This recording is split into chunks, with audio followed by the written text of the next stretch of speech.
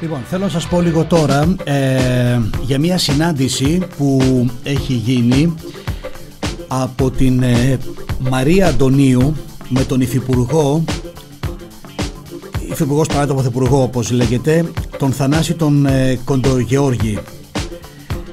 Έχει γίνει μια συνάντηση, την έκανε η κυρία Αντωνίου, μια συνάντηση εργασίας για να προχωρήσουν. Θα δούμε πόσο θα προχωρήσουν και τα αναμένουμε όλοι αυτά με πολύ μεγάλο ενδιαφέρον. Υπάρχει ένα τοπικό σχέδιο ανάπτυξης για την περιοχή μας, το οποίο το δουλεύουν εδώ και πολύ καιρό η Αντωνίου με υπουργούς κτλ.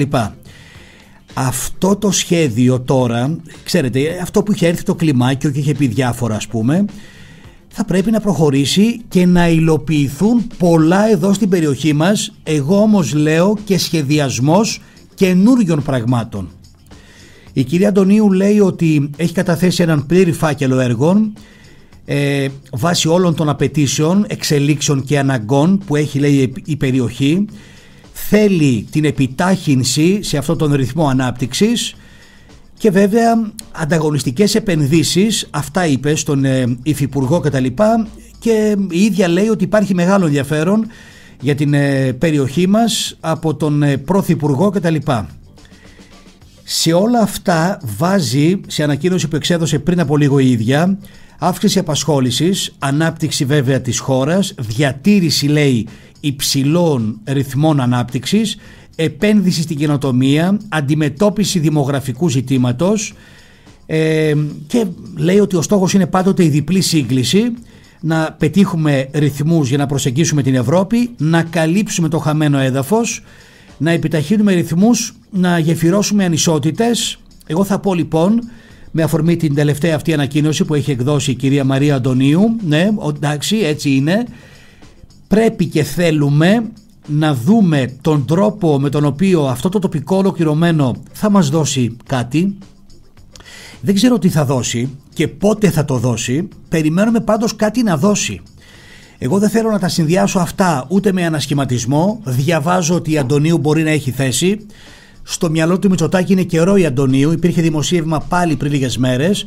Ξέρετε, λένε κάποιοι ας πούμε, μα τα δημοσιεύματα, μα τα δίνουν κάποιοι. Είναι χαζομάρα να δώσει ένας βουλευτής, προσέξτε, ένα δημοσίευμα ότι να, εγώ είμαι στο κυβερνητικό σχήμα. Ξέρετε, επειδή γνωρίζουμε όλοι πώς γίνονται αυτά, δεν νομίζω να μπαίνουν στη λογική αυτή. Πριν πολλά χρόνια ίσως, τότε με τις εφημερίδες. Τώρα νομίζω και ο κάθε ένας, ακόμα και αυτό που λέμε κατά φορά και οι δήμαρχοι, ο περιφερειάρχης. Άντε και κάποιος δίνει το όνομά του συνέχεια, είναι αυτό, είναι εκείνο, είναι πολύ καλός. Πιστεύετε ότι αυτό είναι κάτι που επηρεάζει π.χ. τον Κυριάκο Μητσοτάκη, που φαίνεται να έχει μία εντελώς διαφορετική και δική του πολιτική σε μερικά πράγματα? Δεν νομίζω να μπαίνουν σε αυτή τη διαδικασία, να λένε δηλαδή ότι ναι, θα πάμε να κάνουμε αυτό, είδα το ωραίο δημοσίευμα. Το ζήτημα είναι ότι για 7-8 ονόματα σε σοβαρό δημοσίευμα πριν από λίγες μέρες είδα και το όνομα της κυρίας Αντωνίου. Πολύ σημαντικό να μπορέσουμε να έχουμε μια εκπροσώπηση. Η Αντωνίου είναι πάρα πολύ έμπειρη, το ξέρουμε. Πολύ σημαντικό να έχουμε μια τέτοια πλέον εκπροσώπηση, γιατί η Δυτική Μακεδονία έχει έναν δραστήριο περιφερειάρχη, το ξέρουμε, σας το έλεγα και προχθές ότι είναι πολύ ικανός ο Αμανατίδης και ξέρουμε τον τρόπο με τον οποίο κινείται και έχω πει πάρα πολλές φορές ότι λίγο η δίπλα του εταιρείες τουρισμού και όλα αυτά που όλα αυτά χωλένουν και δεν πάνε καλά, μπορεί να είναι οι συνεργάτες του, μπορεί να είναι όλα αυτά τα οποία λέει ο ίδιος και σωστά πράττει, κάνει, ράνει. Ξέρετε, θέλουν πολλή δουλειά κάποιοι άνθρωποι και επειδή κινείται με πάρα πολύ γρήγορους ρυθμούς, έχει μια συνοχή στις σκέψεις του ο Αμανατίδης. Έλεγα πριν ότι η Αντωνίου είναι πολύ έμπειρη. Χρειαζόμαστε στην Δυτική Μακεδονία μια σοβαρή εκπροσώπηση. Η Αντωνίου έχει κάνει, προσέξτε βέβαια, αυτό ήταν μεγάλο σχολείο για την ίδια, το γραφείο Πρωθυπουργού Θεσσαλονίκης, και μακάρι να σκεφτεί ο Μητσοτάκης ότι πρέπει να την αξιοποιήσει, να υπάρχει μια εκπροσώπηση Δυτικής Μακεδονίας. Είμαστε ρηγμένοι, είμαστε θυγμένοι από όλα τα κυβερνητικά σχήματα. Μα δεν υπάρχουν και πάρα πολλοί. Θα μου πείτε, ήταν ο Κωνσταντινίδης κτλ. Εδώ το να πούμε ότι πάμε π.χ. στο Υπουργείο Μακεδονίας Θράκης, εγώ νομίζω ότι η θέση που είχε η Αντωνίου στο γραφείο του Πρωθυπουργού είχε πολλά περισσότερα πράγματα από το Υπουργείο π.χ. Μακεδονίας Θράκης. Έτσι νομίζω, παιδιά. Έτσι νομίζω. Οι αρμοδιότητες, οι επαφές. Τέλος πάντων, νομίζω ότι είναι αυξημένη ανάγκη. Μακάρι ο Μητσοτάκης στον ανασχηματισμό που τον έχει ετοιμάσει περίπου στο 65%, έχει ετοιμάσει τον ανασχηματισμό που θέλει να τον κάνει αφού τελειώσει ο πρόεδρος της Δημοκρατίας. Τελειώνουμε με τον κύριο Τασούλα την άλλη εβδομάδα. Θα περάσει δηλαδή με το ποσοστό. Είναι περίπου 160 αυτοί που τον ψηφίζουν. Την άλλη φορά χρειάζονται 150 συν 1, 151. Λοιπόν, θα τελειώσει ο πρόεδρος της Δημοκρατίας. Θα πάμε σε όλη αυτή τη διαδικασία. Και μετά μπαίνουμε σε μια τελική ευθεία και ανασχηματισμού και όλα αυτά που θα δούμε και για τα τέμπη.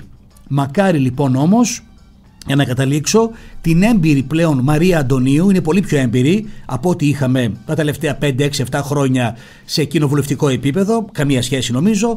Λοιπόν, είναι πιο έμπειρη και μακάρι να δούμε πλέον μια αξιοποίησή της. Δεν θα πρέπει και κάποιοι αντίπαλοι της να αντιδράτε και επειδή μπορεί να έχασε κάποιες εκλογές ή μπορεί να τσατίζεται που η Αντωνίου κάνει. Μην το βλέπετε έτσι. Την εκπροσώπηση την τοπική, το καλό δεν λέμε της περιοχής μας, της πόλης, του Δήμου, της περιφέρειας, έτσι δεν είναι, του νομού μας, αυτό το καλό μας. Μακάρι να υπάρχει μια εκπροσώπηση.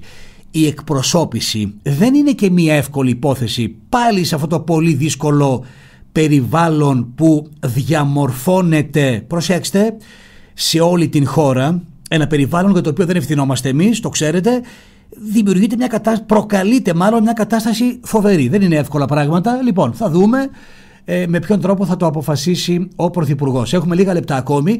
Παίξαμε νωρίτερα φοβερά ονόματα, Bob Dylan και Bruce και όλα αυτά.